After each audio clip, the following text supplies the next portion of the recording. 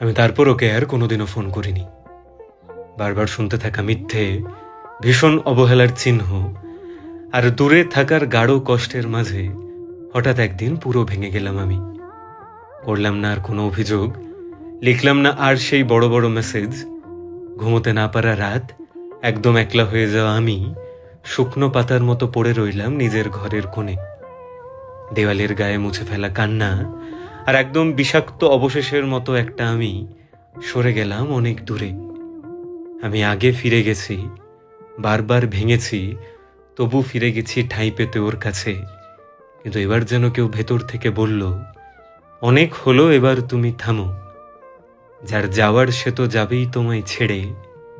আবার যদি আটকে নিতে চাও, তুমি নিজের চোখে নিজেই যাবে হেরে। আর তাই ওকে আমি আর কোনোদিনও ফোন করিনি।